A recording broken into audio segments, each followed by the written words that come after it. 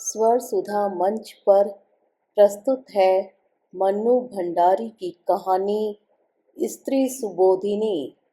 प्यारी बहनों, न तो मैं कोई विचारक हूँ, न प्रचारक, न लेखक, न शिक्षक। मैं तो एक बड़ी मामूली सी नौकरी पेशा घरेलू औरत हूँ जो अपनी उम्र के 42 साल पार कर चुकी है। लेकिन इस उम्र तक आते आते जिन स्थितियों से मैं गुजरी हूँ, जैसा अहम अनुभव मैंने पाया, चाहती हूँ बिना किसी लाग लपेट के उसे आपके सामने रखूं और आपको बहुत सारे खतरों से आगाह कर दूं। मैं जानती हूँ कि अपने जीवन के निहायत ही निजी अनुभवों को यूँ सरेआम कहकर मैं खुद अपने लिए बहुत बड़ा खतरा मोल लूंगी। मेरे मात्र 5 साल के अल्पकालीन विवाहित जीवन पर भी संकट आ सकता है, पर क्या करूं? मेरा नैतिक दायित्व मुझे ललकार रहा है कि अपनी हजार हजार मासूम किशोरी बहनों को, जो या तो ऐसी स्थिति में पड़ी हैं या कि कभी भी पड़ सकती हैं, अपने अनुभव से कुछ नसीहत दूं, बर्बादी की ओर जाने से बचा लूं। खतरा उठाकर भी यदि मैं दो चार बहनों की, क्या कहा? आपकी दिलचस्पी बेकार की लफाजी में नहीं है। आप असली बात जानना चाहती हैं। बहुत अच्छे। लफाजी के प्रति यदि आपके मन में अरुचि है तो ये शुभ लक्षण है, बहुत शुभ। आप शर्तिया बहुत सारे खतरों से बची रहेंगी। सांप का काटा और बातों का मारा व्यक्ति बेचारा उठ नहीं पाता। मुझे ही देखिए, मेरी जो दुर्दशा हुई थी उसका कारण। अच्छा अच्छा, अब एक भी बेकार की बात नहीं। बिना किसी लाग लपेट के सीधी बात सुनिए, सीधी और सच्ची। मेरा अपने बॉस से प्रेम हो गया। वाह, आपके चेहरों पर तो चमक आ गई। आप भी क्या करें, प्रेम कमबख्त है ही ऐसी चीज। चाहे कितनी ही पुरानी और घिसी पिटी क्यों न हो जाए, एक बार तो दिल फड़क ही उठता है, चेहरे चमचमाने ही लगते हैं। खैर, तो यह कोई अनहोनी बात नहीं। डॉक्टरों का नर्सों से, प्रोफेसरों का अपनी छात्राओं से, अफसरों का अपनी स्टेनो सेक्रेटरी से प्रेम हो जाने का हमारे यहाँ आम रिवाज है। यह बात बिल्कुल अलग है कि उनकी ओर से इसमें प्रेम कम और शगल ज़्यादा रहता है। पर यह बात तो मुझे बहुत बाद में समझ में आई। मैंने तो अपनी ओर से ईमानदारी के साथ ही शुरू किया था, ईमानदारी और समर्पण के साथ। शिंदे नए नए तबादला होकर हमारे विभाग में आए थे, बेहद खुश मिजाज और खूबसूरत, आंखों में ऐसी गहराई कि जिसे देख लें वह गोते ही लगाता रह जाए। बड़ा शायराना अंदाज था उनका, और जल्दी ही मालूम पड़ गया कि वे कविताएं भी लिखते हैं। पत्र पत्रिकाओं में वे धड़ाधड़ छपती भी रहती हैं और इस क्षेत्र में उनका अच्छा खासा नाम है। आयकर विभाग की अफसरी और कविताएं, है न कुछ बेमेल सी बात, पर यह उनके जीवन की हकीकत थी। मैं स्थितियों और उम्र के उस दौर से गुजर रही थी जब लड़कियों में प्रेम के लिए विशेष प्रकार का लपलप भाव रहता है। बूढ़ी माँ तीनों छोटे भाई बहनों को लेकर गांव में रहती थी और मैं इस महानगरी में कामकाजी महिलाओं के एक हॉस्टल में। न घर का कोई अंकुश था और न इस बात की संभावना कि कहीं मेरा ठौर ठिकाना लगा देंगे। मेरा ठिकाना वे लगाते भी क्या, उनकी जिंदगियां ठिकाने लगी रहें और घर की मशीन जैसे तैसे चलती रहे। इसके लिए मुझे ही हर महीने मनी ऑर्डर में तेल डालकर भेजना पड़ता था। सब ओर से असुरक्षित और असहाय होकर ही मैंने जिंदगी के 27 साल पूरे कर लिए, और एकाएक ही मुझे लगने लगा कि नहीं, इस तरह अब और नहीं चलेगा। हर रोज हजार हजार इच्छाएं मुंह बाए खड़ी रहती और मैं उनके सामने ढेर हो जाती। आखिर मैंने अपनी नाक और आंखों को कुछ अधिक सजग और तेज कर लिया। बस ऐसा करते ही मुझे हर नौजवान की नज़रों में अपने लिए विशेष संकेत दिखने लगे और उनकी बातों में विशेष अर्थ और आमंत्रण की गंध आने लगी। तभी भिड़ गया शिंदे। उसके तो संकेत भी बहुत साफ थे, निमंत्रण भी बहुत खुला। लगा किस्मत ने 56 पकवानों से भरी थाली मुझ भुक्खड़ के आगे परोस कर रख दी है। सो मैंने न उसका आगा पीछा जानने की कोशिश की और न अपना आगा पीछा सोचने की। बस आंख मूंदी और प्रेम की डगर पर चल पड़ी। हर प्रेम की शुरुआत करीब करीब एक सी होती है। प्रेमियों को वे सारी बातें जितनी रोमांचकारी और गुदगुदाने वाली लगे, देखने सुनने वालों को बड़ी उबाऊ और सपाट लगने लगती है।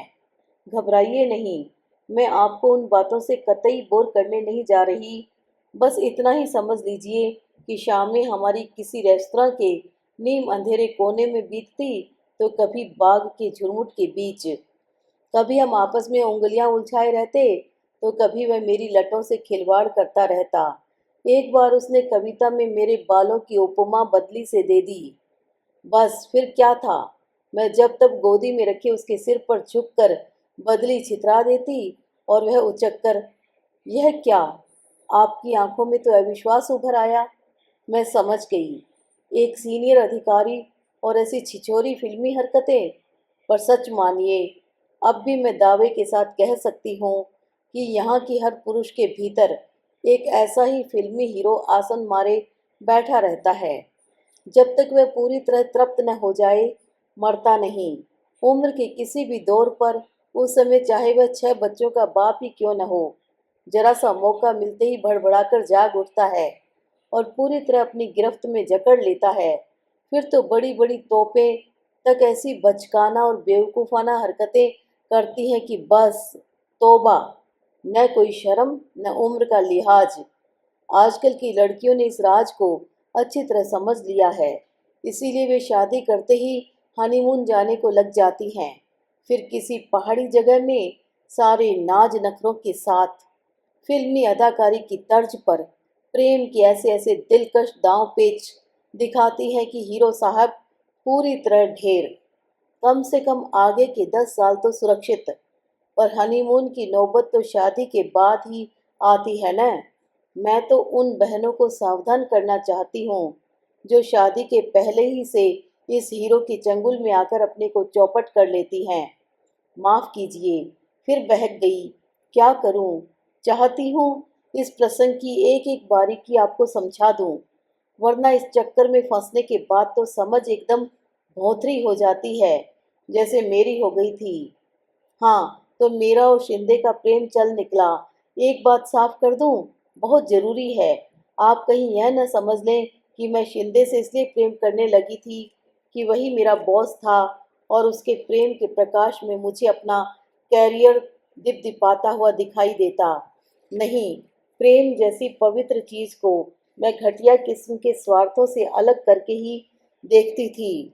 तभी तो पूरे 8 साल तक शिंदे के प्रेम की अखंड ज्योत जलाए अपने को होम करती रही। लीजिए, आप हंस रही हैं। क्या करूं? मुश्किल यह है कि टुच्चे लोगों ने प्रेम में निहायत ही घटिया किस्म की घालमेल करके उसे इतना हल्का, झूठा और बाजारू बना दिया है कि उसके असली रूप की बात करते ही लोग हंसने लगते हैं। पर आप मेरी बात का यकीन मानिए, मेरा प्रेम कतई कतई करियर ओरिएंटेड नहीं था। बड़ी मुश्किल से पाए हुए अपने इस विवाहित जीवन को दांव पर लगाकर अपनी जो यह दुख भरी गाथा सुना रही हूँ, वह भी केवल उन्हीं बहनों के लिए जो प्रेम को मीराबाई के भाव से ग्रहण करती हैं। हाँ, तो मैं पूरी तरह शिंदेमई हो गई, पर तभी एक भयंकर झटका लगा। बल्कि कहूँ कि जो लगा, उसके लिए झटका शब्द हल्का ही है। मालूम पड़ा कि शिंदे के एक अदद बीवी है जो पहली बार पुत्रवती बनकर 5 महीने बाद अपने मैके से लौटी है। यानी एक अदद बीवी और एक अदद बच्चा। मुझे तो सारी दुनिया ही लड़खड़ाती नजर आने लगी। लगा मैं बहुत बड़ा धोखा खा गई हूँ। मेरे भीतर गुस्सा बुरी तरह बलबलाने लगा। उसने यह बात बताई क्यों नहीं, और बीवी बच्चे के रहते मेरी और प्रेम का हाथ बढ़ाने का मतलब। मैंने जब भी उससे घर और घर वालों के बारे में पूछा, वह 3-4 शेर दोहरा दिया करता था, जिनका शाब्दिक अर्थ होता था, मेरा न कोई घर है न दर, न कोई अपना न पराया। इस जमीन और आसमान के बीच मैं अकेला हूँ, बिल्कुल अकेला। पर मेरे लिए इन शेरों का सीधा साधा अर्थ था, हरी झंडी, लाइन क्लियर। सो मैं सपाटे से चल पड़ी, बल्कि चलने में थोड़ी फुर्ती भी की। आप तो जानती होंगी कि इस उम्र तक शादी न होने पर लड़कियों में एक खास तरह की हड़बड़ाहट आ जाती है। चाहती हैं जैसे भी हो जल्दी से जल्दी प्रेमी को पूरी तरह कब्जे में करके पति बनाकर अपनी टेंट में खोस लें। झूठ नहीं बोलूंगी, मैं भी इसी नेक इरादे से लपक रही थी कि बीच में ही औंधे मुंह गिरी। पर गिरने नहीं दिया शिंदे ने, हाथों हाथ झेल लिया। गुस्से से मैं पगला रही थी और आंखों से आंसुओं की झड़ी लगी हुई थी। मन हो रहा था सामने बैठे इस आदमी की चिंदिया बिखेर कर रख दूं और फिर कभी इसकी सूरत नहीं देखूं। पर उसने बिना किसी बात का मौका दिए मुझे बाहों में भर लिया और धुआंधार रोने लगा। पिता के दबाव में आकर की हुई शादी मेरे जीवन की सबसे बड़ी ट्रेजेडी बन गई। बीवी के रहते भी मैं कितना अकेला हूँ। दो अजनबियों की तरह एक छत के नीचे रहने की यातना। ऐसी ऐसी बातों के न जाने कितने टुकड़े आंसुओं से भीग भीग कर टपक रहे थे। मेरा विवेक मुझसे संकल्प करवा रहा था कि लौट जाओ, इस दिशा में अब एक कदम भी आगे मत बढ़ो। मैं रो रो कर अपना संकल्प दोहरा रही थी, वह रो रो कर अपना दुख दोहरा रहा था। इसी तरह हम 2-3 बार और मिले, वही बातें, वही रोना। मैंने सोचा था कि आंसुओं के साथ मैं अपना सारा प्रेम और गम भी बहा दूंगी और हमेशा के लिए अलविदा कहकर लौट जाऊंगी। पर हुआ एकदम उल्टा। आंसुओं के जल से सींचकर प्रेम की बेल तो और ज्यादा लहलहा उठी। अब देखिए न, मीरा का पद, आंसुअन जल सींच सींच, बचपन से पढ़ा था। पर हम सबकी ट्रेजेडी यही है कि स्कूली शिक्षा को जीवन में गुनते नहीं। शिक्षा एक तरफ, जीवन एक तरफ, इसीलिए ठोकर खाते हैं। यही हुआ। उसका दुखी और दयनीय चेहरा देखकर मेरे मन में प्रेम का ज्वार उमड़ने लगा। उसके आंसुओं ने प्रेम को इतना गीला और रपटीला बना दिया कि वापस मुड़ने को तैयार मेरा पैर अपने आप को स्वाहा करने के लिए आगे बढ़ गया। पर इतना सब करने के बावजूद मेरी आंखों में जब तब संदेह और आशंका के डोरे उभर आते। मेरी पकड़ में पहले जैसी मजबूती नहीं रह गई। शिंदे इस मैदान का पक्का खिलाड़ी था। मेरे असमंजस और दुविधा को चट भांप गया। केवल भांप ही नहीं गया, वरन उसने यह भी महसूस कर लिया कि बीवी की उपस्थिति से हमारे प्रेम में आपातकालीन स्थिति पैदा हो गई है। अब यदि उसे बचाकर रखना है तो प्रेम करने के तरीके में एक क्रांतिकारी परिवर्तन लाना होगा। बिना उसके मामला चलने वाला नजर नहीं आ रहा था। रेस्तरां और बाग बगीचों के बीच तो यह परिवर्तन आ नहीं सकता था।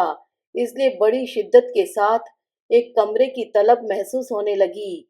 वैसे पहले भी कई बार वह इस अपनी तरह की इच्छा और जरूरत का इजहार कर चुका था, पर मैंने हमेशा दो टूक जवाब पकड़ा दिया।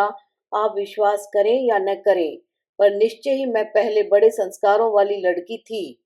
हर तरह की मर्यादा में मेरा पूरा विश्वास था। उस तरह के आमंत्रण को मैं स्वीकार कर ही नहीं सकती थी, पर स्थिति ने मुझे बेहद बेहद कमजोर बना दिया था और मैं सोचने लगी थी कि यदि पूरी तरह पाना है तो अपने को पूरी तरह देना भी पड़ेगा। 3-4 कमरा मुलाकातों में ही मैंने समझ लिया कि इन मुलाकातों के कारण उनके भीतर किसी तरह का अपराध बोध या कुछ गलत करने का भाव लेश मात्र भी नहीं है। वह काफी तृप्त और छका हुआ लगता था। मुझे समझते देर नहीं लगी कि शरीर के स्तर पर भी मैंने अपने को उसके लिए अनिवार्य बना लिया है। मुझे पक्का विश्वास हो गया कि मेरा यह समर्पण तुरुप के इक्के की तरह कारगर सिद्ध होगा और बाजी मेरे हाथ। निश्चय ही इन मुलाकातों ने मेरे प्रेम को बड़ी मजबूत बैसाखियां थमा दी और मेरे लड़खड़ाते कदम फिर जम गए। वह मेरे साथ भविष्य की योजनाएं बनाता, पर उन्हें अमल में लाए तब तक के लिए एक मौन समझौता हम लोगों के बीच हो गया। अपना शरीर, अपनी भावनाएं उसने मेरे जिम्मे कर दी और घर, बच्चा, बूढ़ा बाप और सारी पारिवारिक खिचखिच बीवी के जिम्मे। इस विभाजन से मैं कुछ समय के लिए परम प्रसन्न। यूं भी इस उम्र में आदमी को सबसे ज्यादा भरोसा अपने शरीर पर ही होता है। शरीर पा लिया, समझो दुनिया जहान हथिया लिया।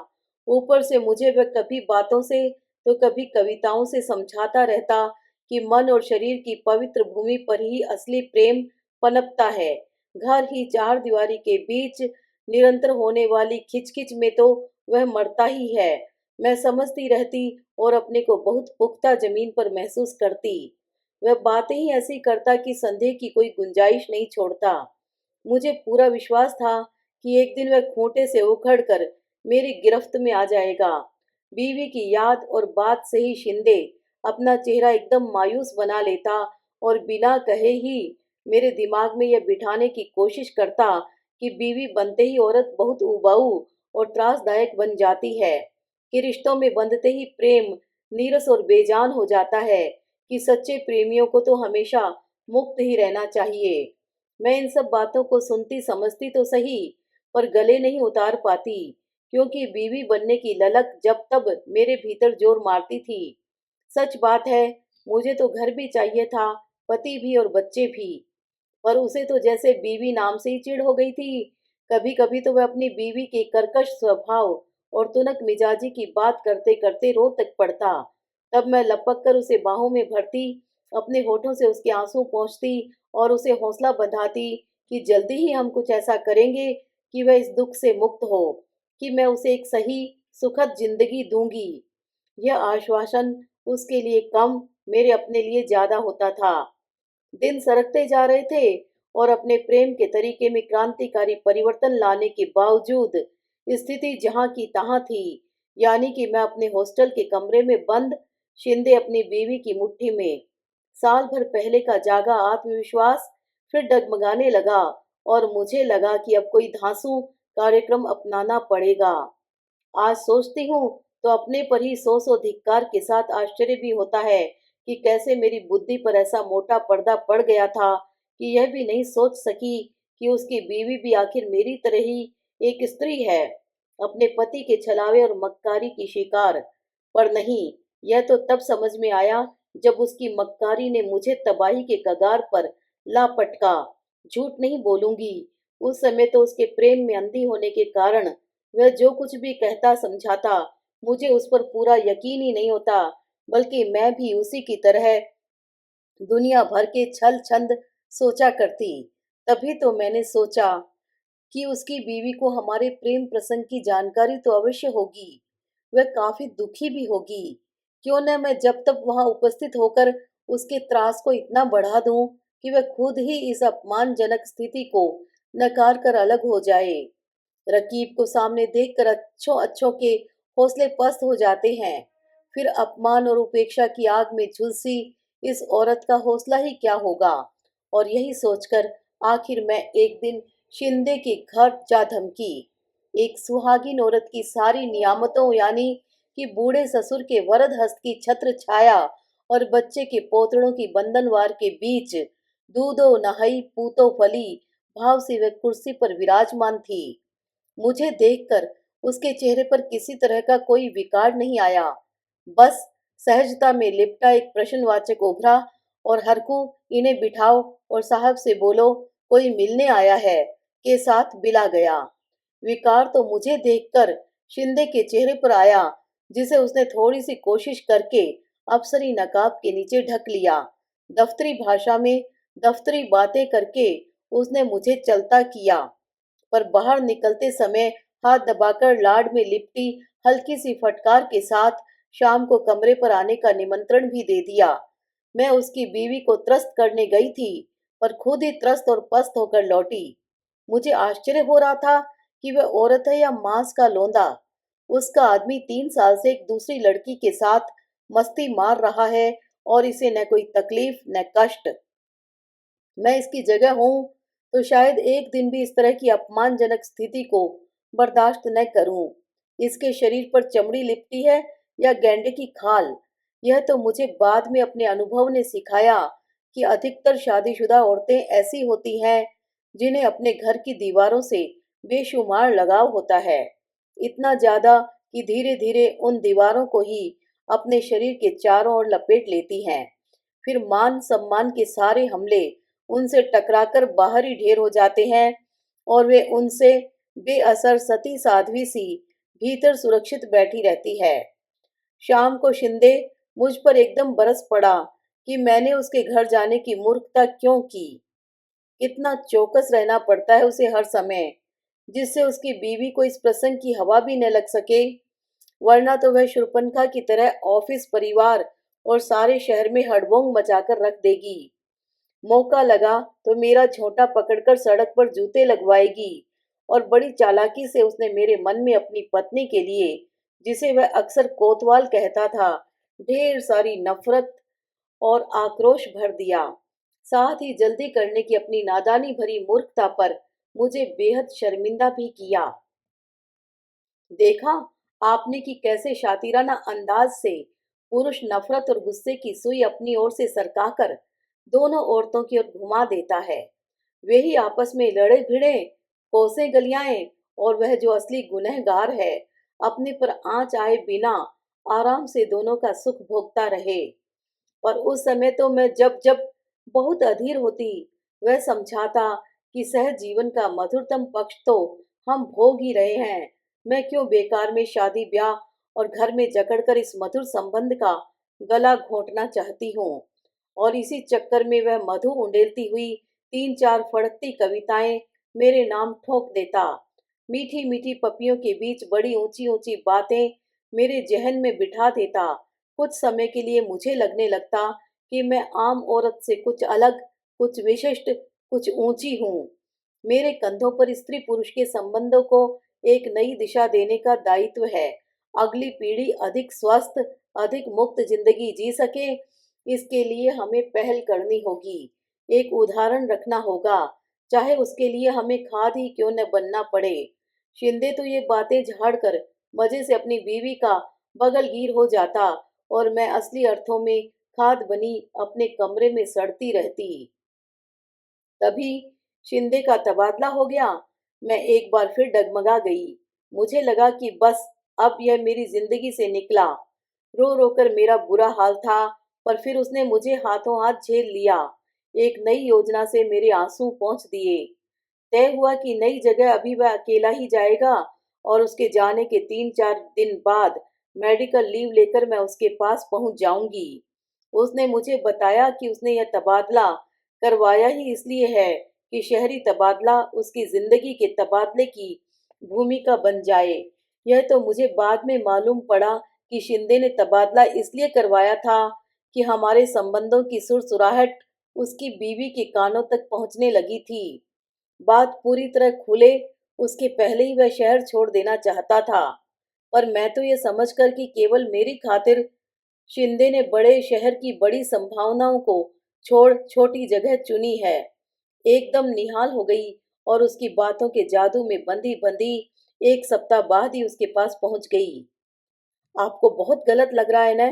लगना ही चाहिए। अब तो मुझे भी लगता है, पर उस समय तो बस शिंदे में ही प्राण बसते थे। लगता था उसके बिना जी नहीं सकूंगी। गलत सही की समझ ही कहाँ रह गई थी। मैं उसे पाना चाहती थी, और वह मुझे खोना नहीं चाहता था। उसके साथ होटल में गुजारे वे दिन मैं तो भूल ही गई कि हम दोनों के बीच कोई तीसरा भी है। तबीयत एकदम लहलहा उठी। इस बार उसने बाकायदा योजना बनाई कि पत्नी को अब यहाँ न बुलाकर उसके पिता के घर भेज देगा, और धीरे धीरे उसे कानूनी कार्रवाई करने के लिए राजी कर लेगा। यदि नहीं हुई तो मजबूर करेगा। पंखों पर सवार होकर मैं लौटी थी। आंखों में उसने ढेर सारे सपने आंच दिए थे, और उठते बैठते मुझे अपना स्वीट होम ही दिखाई देता। मैंने उसे एक फड़कता हुआ प्रेम पत्र लिखा। बातों का तो वह बादशाह था ही। पत्र लिखने में भी उसे कमाल हासिल था। शरीरों में जो दूरी आ गई थी, उसे वह पत्रों की भाषा से पाटता रहा। पत्रों में मुझे वह दिव्य प्रेम का दर्शन समझाता। मेरे जन्मदिन पर अपने इसी दिव्य प्रेम में डुबोकर उसने एक खूबसूरत सा तोहफा मेरे लिए भेजा। कभी वह चांदनी रात के गीत लिखकर भेजता, तो कभी साथ बिताए मधुर क्षणों की याद को ताजा करने वाली कविताएं। जानता था कि इन बातों से मुझे तसल्ली नहीं होगी, इसलिए तसल्ली देने के लिए वह खुद सशरीर आ पहुंचा। ऑफिस का काम निकालकर वह जब तब आ ही जाया करता था। उसने आंखों में सचमुच के आंसू भरकर कहा कि मैं ही शिंदे की प्राण हूँ, शिंदे की प्रेरणा हूँ। घर परिवार के अतिरिक्त शिंदे का जो कुछ भी है, और वही तो असली शिंदे है, वह उसने मुझे पूरी तरह सौंप रखा है। और तुरंत उसने अपनी बात का प्रमाण पेश कर दिया। मुझे समर्पित किया हुआ अपना नया कविता संग्रह, हाथ से लिखा हुआ था, प्राण को। उसकी प्रेरणा और प्राण बनने का हश्र यह हुआ कि वह तो दिन दुना रात चौगुना फलता फूलता रहा। धन, यश, सफलता, मान सम्मान सभी का मालिक, और मैं भीतर ही भीतर झुलस कर काठ का कुंदा हो गई। सब ओर से मरी, मुरझाई, टूटी और पस्त। मैं समझ गई कि मैं बुरी तरह ठगी गई हूँ। धीरे धीरे उम्र की बढ़ोतरी और ऑफिस और दुनियादारी की निरंतर बढ़ती जिम्मेदारियों के बीच शिंदे की रोमानी जरूरत घटती चली गई। परिणाम यह हुआ कि हमारे बीच चलने वाले पत्रों की संख्या कम, और मजमून मौसम के सर्द गर्म होने पर आकर टिक गया। और फिर एक दिन उसके पास से गृह प्रवेश का निमंत्रण पत्र मिला। जाने का कोई तुक नहीं था, फिर भी मैं चली गई, महज सारी स्थिति का जायजा लेने के लिए। लंबा चौड़ा आधुनिक ढंग का बना हुआ मकान, लक दक फर्नीचर। बीवी निकल कर आई तो लगा यह कोई दूसरी औरत है। शरीर पर चर्बी की 3-4 परतें चढ़ी हुई, और परम तृप्ति का एक डकार भाव सारे चेहरे पर पुता हुआ। 8 साल का एक सुंदर सा बच्चा भी निकल कर आया। लगा जैसे शिंदे ने ही अपने को पूरी तरह उंडेल दिया हो उसमें, हूबहू शिंदे। और मेरा मन हो रहा था कि शिंदे के दोनों कंधे झकझोर कर पूछूं, राम धुन की तरह तुम मेरी हो कि रट लगाने वाले शिंदे साहब, बताइए तो आपकी जिंदगी के सारे तामझाम में मैं कहाँ हूँ, मैं कितनी हूँ। पर पूछ कर अब होना ही क्या था। मैं लौट आई इस एहसास के साथ कि प्रेम के इस खेल में वह सधे हुए खिलाड़ी की तरह खेला, और मैं निहायत अनाड़ी की तरह।